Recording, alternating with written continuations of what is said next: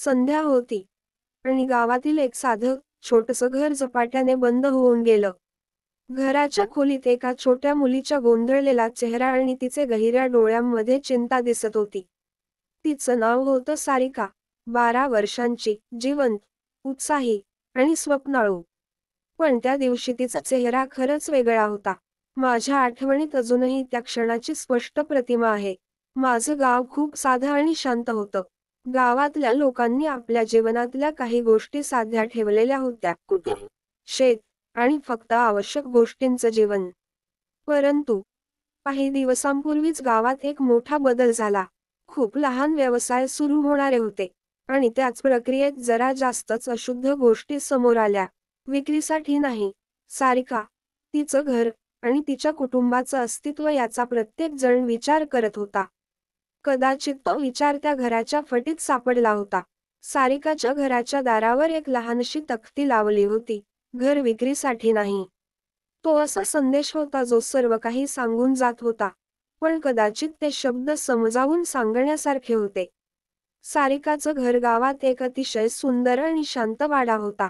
तिच्या कुटुंबात तिची आई, वडील आणि एक लहान भाऊ सगळे एकत्र होते. पण जीवन नेहमीच साधं आणि सुरळीत राहत नाही. तिच्या वडिलांना कधीच सुमारे कमाईची समस्या नव्हती, पण आर्थिक परिस्थिती कठीण होऊन गेली होती. कधीतरी त्या सगळ्यांच्या जीवनात संघर्ष आलाच. घर खर्च, मुलांच्या शिक्षणाची चिंता आणि नोकरीतील असंतोष या सगळ्यामुळे त्यांना तो निर्णय घ्यावा लागला. तुम्ही जाणार का? सारिकाच्या आईने वडिलांना विचारलं. सारिका आणि तिचा भाऊ तिथे वाढतील? वडील शांतपणे उत्तरले. दिसा माझी भाग्य आणि स्वप्न कितीही जोडली तरी कधीतरी त्याला कमी पडतात. सारिकाच्या आई, वडिलांनी तिला सांगितले की हे घर तुमचं नाही. तुमचं हक्क असलेलं घर आणि माणुसकीतलं प्रेम तुमचं आहे.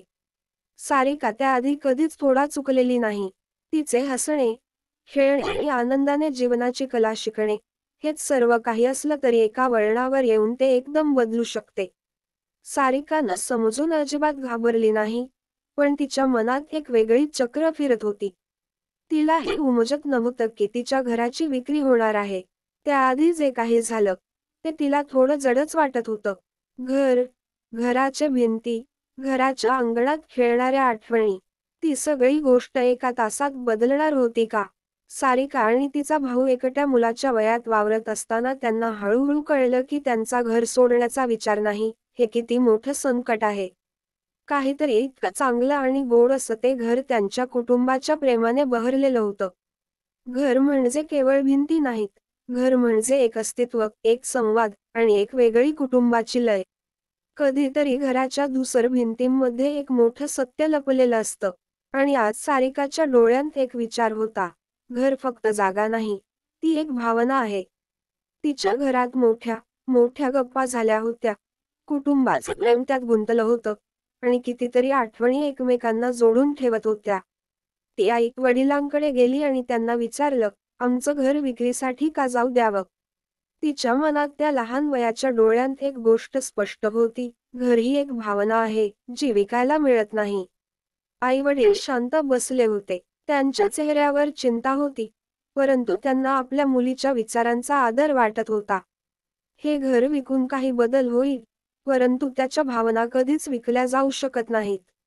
आपल्याला तो विचार थांबवायला पाहिजे, आईने हसून सांगितलं. सारिका त्या दिवसाने ते ठरवलं. तिने ठरवलं की तिचं घर विक्रीसाठी नाही. घर विकून लोक त्याच्या तडजोडी घेऊ शकतात, परंतु घराच्या आठवणी, घराचा आधार, घराचा संवाद काही कधीही विकता येणार नाही. दुसऱ्या दिवशी सकाळी सारिकाने तिच्या आई वडिलांना सांगितलं की घर विकण्याचा निर्णय काहीही झाला तरी त्याला विरोध करणार आहे. तिने सांगितलं की घर विकून काहीही मिळवता येईल, परंतु ते घर एक नवा सुरुवात असू शकतं. त्यांनी एकमेकांना पाहिलं आणि एकाच नादाने, तुम्ही म्हणत असलेलं खरं आहे, सारिका. घर विकून नंतर काय होईल, हे त्याला विकण्याचे योग्य कारण नाही. त्यानंतर त्या कुटुंबाने एकमेकांना घट्ट पकडून त्या घरात एक नवा अध्याय सुरू केला. सर्वांनी एका दिवसात ठरवलं की घराला विकणार नाहीत, कारण त्याची खरी किंमत केवळ लोकांच्या भावना आहेत. सारिकाच्या घराला, त्याच्या आठवणींना आणि प्रेमाला एक असलेला आधार होता, जो कधीही विकता येणार नाही. विक्रीसाठी नाही, हे फक्त एक शब्द नव्हते, तर एक कुटुंबाच्या आत्म्याचं प्रतीक होतं. घर कधीही विकता येत नाही, पण त्याची भावना आणि आठवणींना कोणतेही बाजारभाव नाही. घर हे फक्त भिंतींचं नव्हे, तर आठवणींचं असतं, आणि अशा आठवणींची किंमत कधीच ठरवता येत नाही. विक्रीसाठी नाही, ही फक्त कथा नाही, ती आपल्या प्रत्येकाच्या मनातलं घर जपण्याची आठवण आहे. जर ही गोष्ट तुमच्या मनाला स्पर्शून गेली असेल, कृपया लाईक करा, तुमच्या भावना कॉमेंटमध्ये शेअर करा, आणि अशीच हृदयात खोलवर भिडणारी कथा अनुभवण्यासाठी सबस्क्राईब करा. मराठी स्टोरी, मराठी कथा. इथे मिळतात हृदयाशी बोलणाऱ्या गोष्टी. प्रेम, संवेदना आणि आयुष्य शिकवणार वास्तव.